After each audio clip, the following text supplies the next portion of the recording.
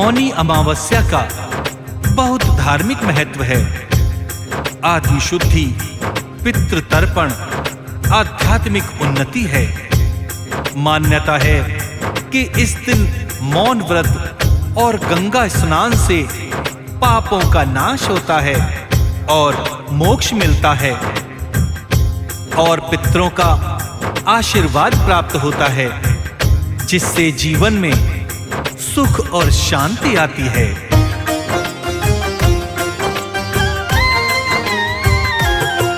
हम मौनी अमावस्या की तुमको कथा सुनाते हैं, पावन कथा सुनाते हैं। जो इस दिन दान करे उसके सब दुख मिट जाते हैं, हाँ दुख मिट जाते हैं। हम मौनी अमावस्या की तुमको कथा सुनाते हैं, पावन कथा सुनाते हैं। जो इस दिन दान करे उसके सब दुख मिट जाते हैं, सब दुख मिट जाते हैं। ये कथा है बड़ी महान, सुनकर होता कल्याण।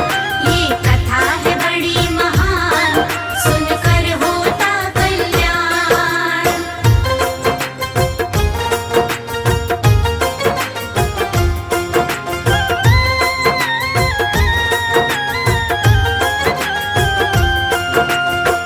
मौनी अमावस्या एक ऐसा दिन है जब भक्त शारीरिक और मानसिक रूप से स्वयं को पवित्र करते हैं और अपने पूर्वजों को सम्मान देते हैं तथा आध्यात्मिक उन्नति के लिए मौन और दान का मार्ग अपनाते हैं।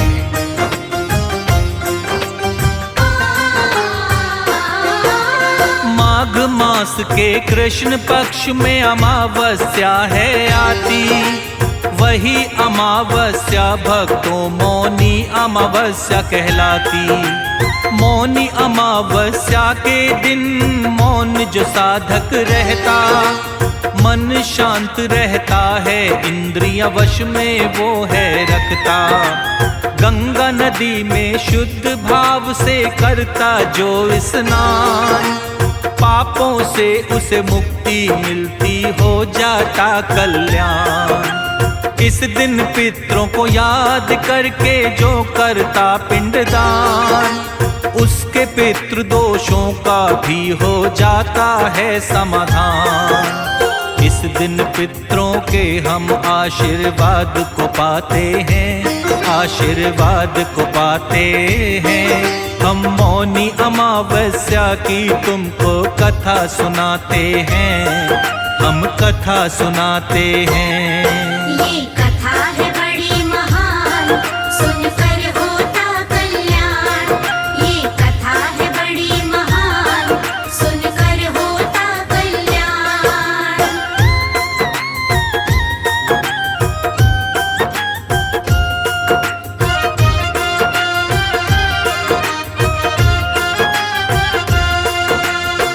मौनी अमावस्या के दिन जो भी साधक मौन रहकर शुद्ध भाव से विष्णु जी की भक्ति करते हैं, उसे धन धान्य और सुख समृद्धि की प्राप्ति होती है।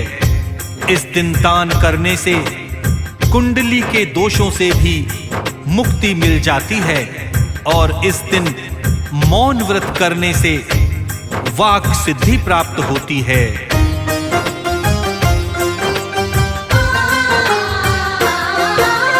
मौन रह के इस दिन जो करता विष्णु की भक्ति, धर्म अर्थ और काम मिले, पापों से होती मुक्ति।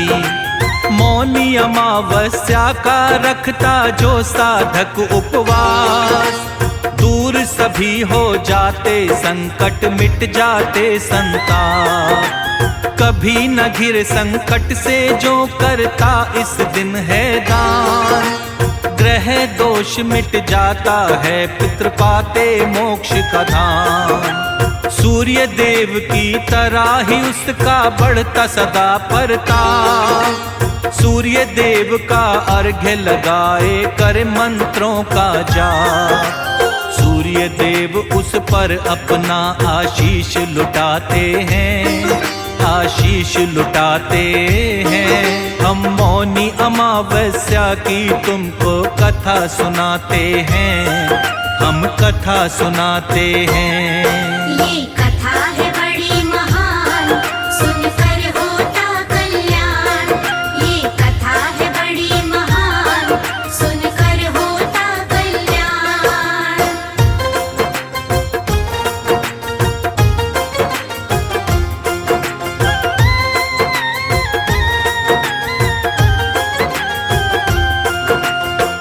जो प्राणी मौनी अमावस्या का विधि विधान से व्रत करता है, व्रत की कथा सुनता है और यथाशक्ति दान करता है, उसको व्रत का उत्तम फल अवश्य मिलता है। मौनी अमावस्या व्रत कथा का अलग महत्व है और वो यह है कि पुण्य पाप के फल, पति पत्नी के सौभाग्य और अकाल मृत्यु का निवारण होता है। यह व्रत कथा हमें यह सिखाती है कि मौन व्रत, दान, पीपल पूजा, विष्णु जी की आराधना से प्राणी अपने कष्टों से मुक्ति पा जाता है। मौनी अमावस्या की पावन कथा क्या है? आओ इसका सभी मिलकर श्रवण करते हैं।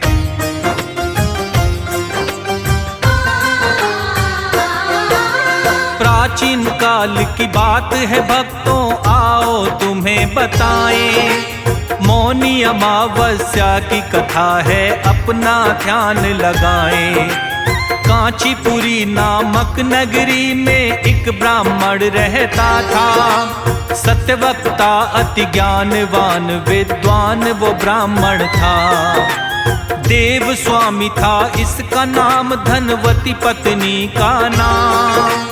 एक पुत्री इन दोनों की थी, गुणवती जिसका नाम। देव स्वामी नामक ब्राह्मण के पुत्र थे भक्तों साथ। विवाह सभी का हो गया था सुयोग कन्याओं के साथ।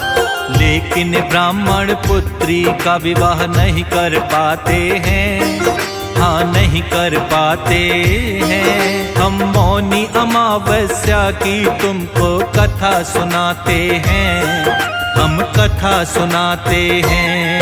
ये कथा है बड़ी महान, सुनकर होता कल्याण। ये कथा है बड़ी महान, सुनकर होता कल्याण।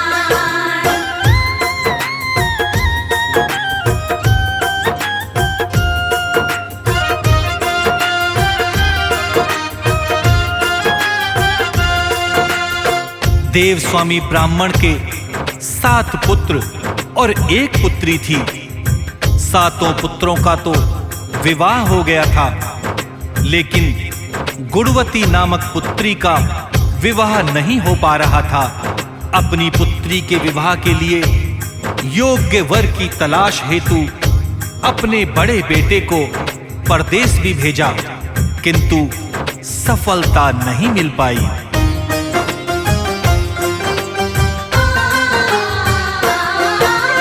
पुत्री के लिए कोई भी वर जब देव स्वामी नहीं पाया, पुत्री के विवाह की खातिर ब्राह्मण चिंता में आया।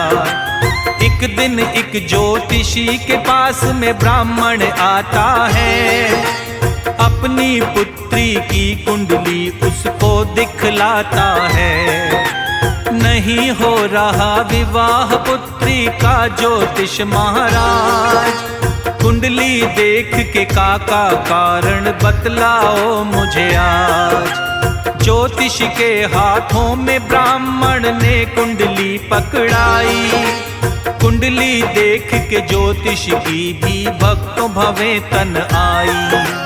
ज्योतिष जी भी कुंडली देख के चकरा जाते हैं, वो चकरा जाते हैं। हम मौनी अमावस्या की तुमको कथा सुनाते हैं, हम कथा सुनाते हैं। ये कथा है बड़ी महान, सुनकर होता कल्याण।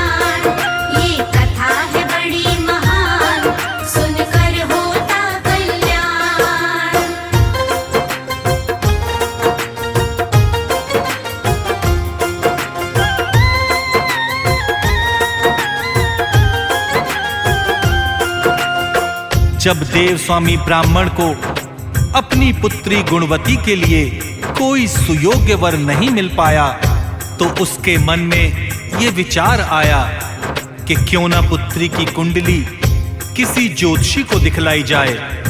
ये सोचकर ब्राह्मण गुणवती की कुंडली लेकर एक ज्योतिषी के पास जाता है और उससे कुंडली देखने के लिए कहता है।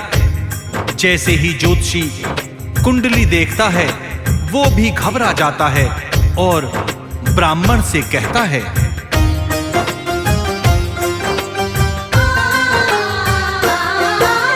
कुंडली देख के ज्योतिष ने जब ब्राह्मण को बतलाया, ज्योतिष की बातों को सुनकर ब्राह्मण भी चकराया।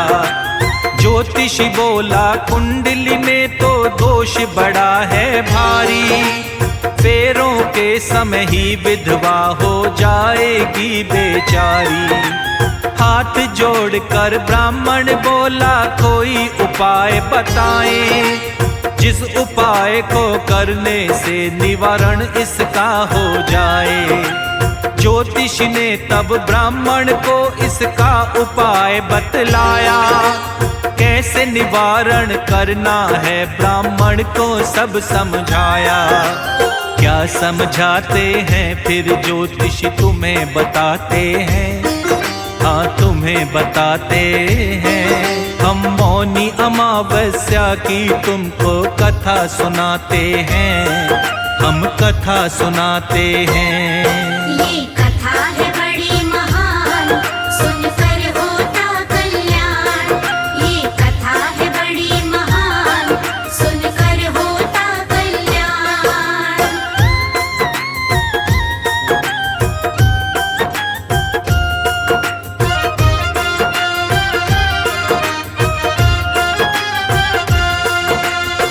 ज्योतिषी ने ब्राह्मण को जब बताया कि तुम्हारी पुत्री सप्तपदी होते होते ही विधवा हो जाएगी, तो ब्राह्मण इसका उपाय पूछता है।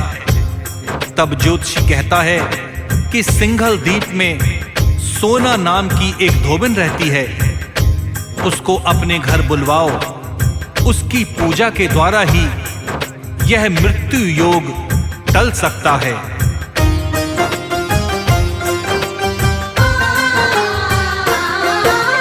ज्योतिष की बातें सुनकर ब्राह्मण ने किया ये काम, गुणवती के संग छोटे बेटे को भेजा सिंघल द्वीप धाम। दोनों भाई बहन अब सिंघल द्वीप को चलते हैं, चलते चलते दोनों ही सागर तट तक पहुँचते हैं। दोनों सोचने लगते हैं कैसे हो सागर पार, सोचा बहुत लेकिन मन में ना आया कोई विचार। भूख प्यास से व्याकुल दोनों ही थक जाते हैं, एक वृक्ष के नीचे वो विश्राम करने लगते हैं।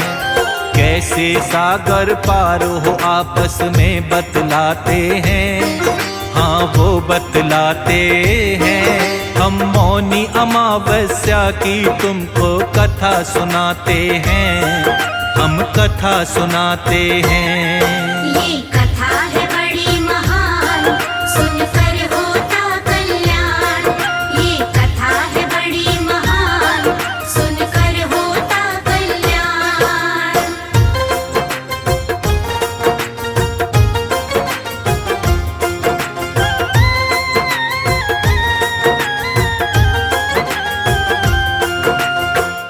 जिस वृक्ष के नीचे दोनों भाई बहन आराम कर रहे थे, उसी वृक्ष के ऊपर गिद्ध के बच्चे रहते थे।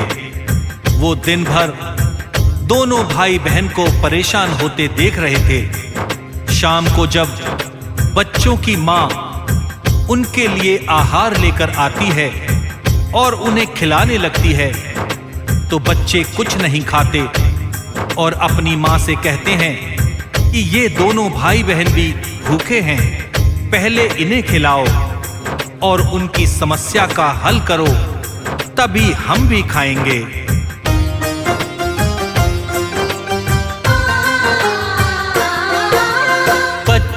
बातें सुन गिद्धनी आई इनके पास।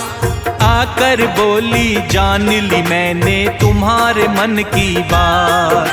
पहले भोजन कर लो तुम्हारी इच्छा पूरी करूंगी। सोमा के घर सागर पार मैं तुमको पहुंचा दूंगी। गिद्धन की बातें सुन करके हुआ इन्हें विश्वास। जल्दी पूरी हो जाएगी इनके मन की आस।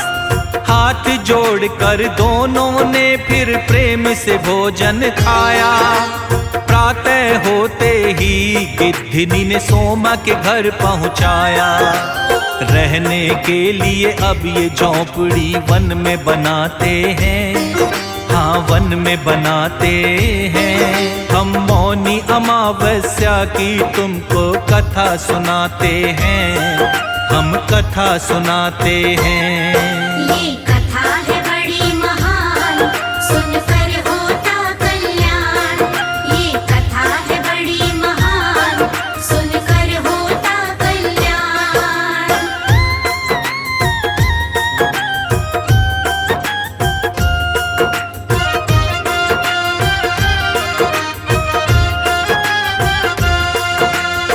वे दोनों पास के ही वन में झोपड़ी बनाकर रहने लगते हैं। उन्होंने अपनी सेवा भाव से सोमा को प्रसन्न करने का निश्चय किया।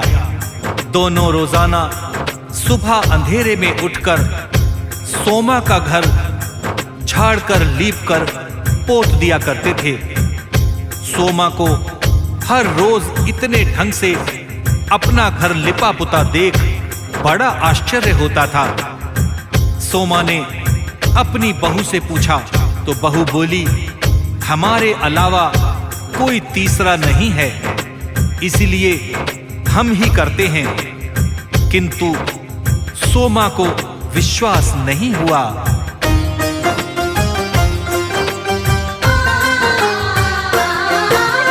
सोमा को अपनी बहू की बातों पे हुआ नहीं विश्वास। लेकिन इसका एक दिन भक्तों खुल जाता है राज।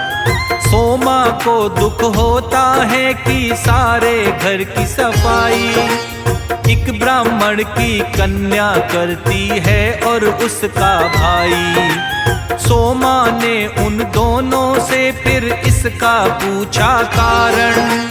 भाई बहन ने अपने मन की बतलाई उसे उलझन। आज से ही ये काम करो बंद, सोमा उनसे बोली। जो चाहोगे मुझसे तुम दोनों की सेवा करूंगी।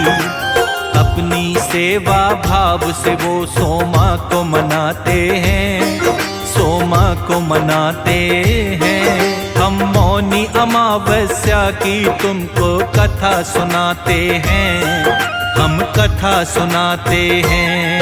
ये कथा है बड़ी महान, सुनकर होता कल्याण। ये कथा है बड़ी महान, सुनकर होता कल्याण।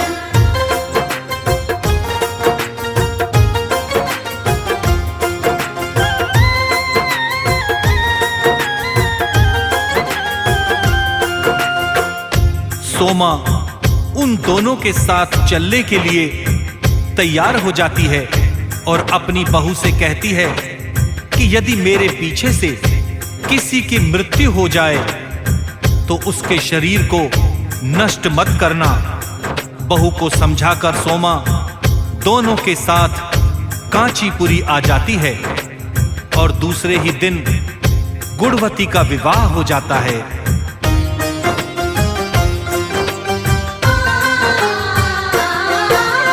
ब्राह्मण पुत्री गुणवती का अब विवाह हो गया था। सप्तपदी होते होते पति उसका मर गया था। अपने संचित पुण्यों का फल सोमा ने किया है दान।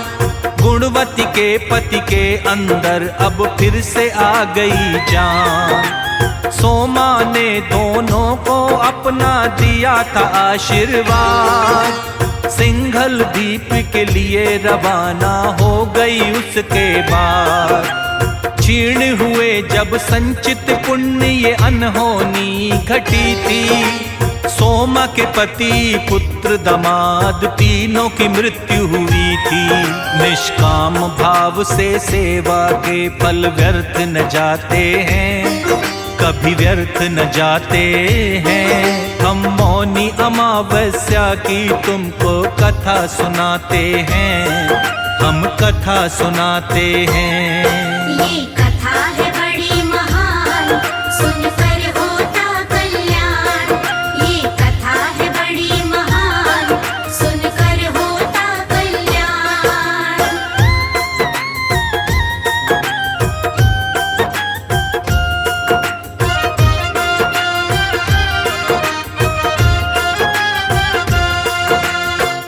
अपने संचित पुण्यों का फल सोमा गुणवती के पति के लिए दान दे देती है।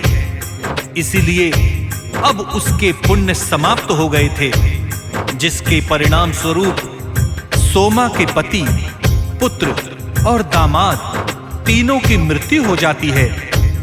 सोमा को जब इसकी सूचना मिलती है तो सोमा नए पुण्य अर्जित करने के लिए मार्ग में ही रुक जाती है और एक पीपल वृक्ष की छाया में विष्णु जी का पूजन करती है और पीपल वृक्ष की 108 परिक्रमा करने लगती है।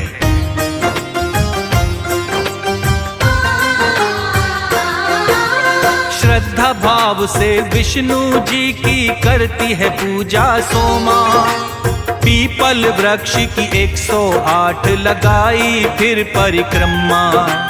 ऐसा करके सोमा ने फिर पुण्य कर लिए अर्जित। इतना करते ही पति पुत्र दामाद हो गए जीवित। विष्णु जी ने सोमा पर अपनी कृपा बरसाई। सुख वैभव दौलत शोहरत सोमा के घर में आई। निष्काम भाव से सेवा कर सोमा ने ये फल पाया। विष्णु जी की भक्ति करके अपना भाग्य जगाया। शर्मा के सब कष्टों को विष्णु जी मिटाते हैं, विष्णु जी मिटाते हैं। हम मौनी अमावस्या की तुमको कथा सुनाते हैं, हम कथा सुनाते हैं।